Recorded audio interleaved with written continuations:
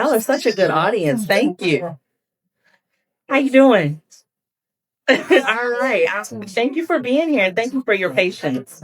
So I'm going to give you the mic and let you introduce yourself. Is this your first time at NABSE or you come all the time? First time? Okay.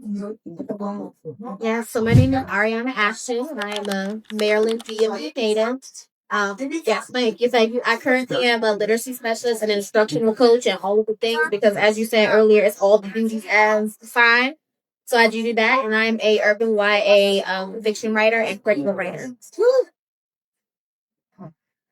Awesome. Thank you. So go ahead and share with us what is your greatest lesson from the field that has taught you something that you feel like all educators could really learn from.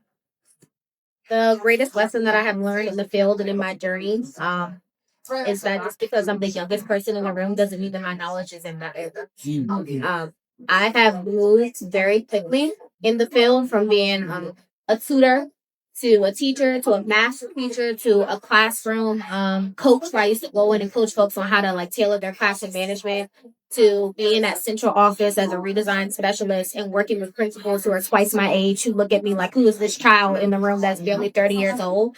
And the one thing that my mentor and my favorite manager told me was, you wouldn't hear if you didn't know what you know and if you weren't good at what you did. So you cannot come into these spaces with these leaders who already think that you don't know and that's your child and be silent. Because that is what I would do. I would go in the room and feel that intimidation from all of these leaders and these principals who are so much older than me and had so much more experience. And they've been the principal at Dunbar High School for 40 years. And I would feel like, okay, well, I don't have much to add. And my manager used to just stay on me about, you have a lot to add and to bring to the table, and you need to use your voice because we're in a position where like your voice is going to change these schools for the better. You're in this redesign position, so go ahead and do what you do. You wouldn't be here. We wouldn't have you here with these people, with the chancellor and the chief of DCPS and in these spaces if we didn't want you to use your voice and value which you had to bring to the table. And so that is what I push my teachers to do as well.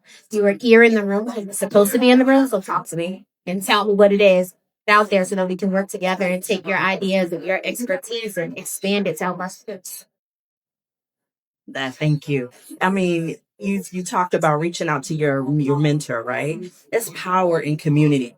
You guys are noticing that people are talking about they reached out to someone. So it's really important to have a strong community and a group around you and support system. So I did want to ask you, we're talking a lot about educator wellness, right? And so you mentioned that being the youngest in the room, there's a, preconceived, expectation or lack thereof, about you. And I know that's difficult, right? And so what are some of the things that you do to keep yourself grounded, or how are you practicing educator wellness? First things first, I'm taking a day off.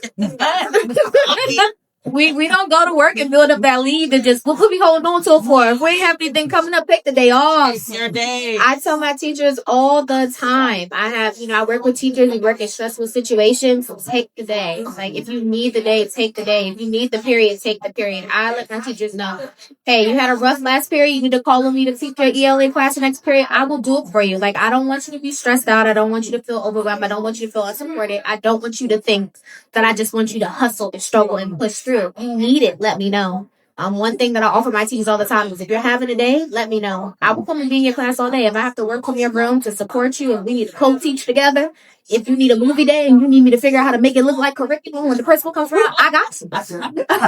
I'm going to do it. I don't want teachers to feel like nobody is listening or understands when like they voice that they are exhausted because the exhaustion is real.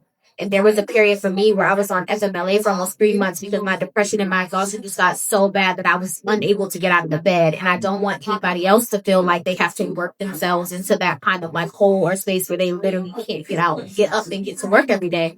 And so I'm very big. And my principal now, she's very supportive of that too. She's very quick to tell teachers, take a day. And she won't even take it out of their leave. If we see you having a day, it's been rough, you didn't take over some kids today, take the day. Go ahead, lunch on us. We will take care of it. We're very big about mental health in our building. And I love that we have a principal who's like very big on take it if you need it. The admin will step in to support you. It's phenomenal. I mean, hashtag take the day. Take the day. I mean, and kudos to you and your admin for being able to support that and recognizing that. That's so important. We want to get the job or we go into these roles, but having that level of support is really key. Love that. All right. And so I'm going to ask you the debunk question. So, what is a myth about education that you want to debunk? I've been thinking on this since I heard you ask it first. It is. I think what I want to debunk is that the teachers and the administrators are the experts in the room on the education going on. Our students are the experts on their needs. They will tell you exactly what they want to know, what they don't want to know, what they need to know. They will tell you and they will show you those signs and symptoms of what they need in the moment. And you just have to be receptive at receiving those signals and those signs so that we know how to guide them and teach them properly.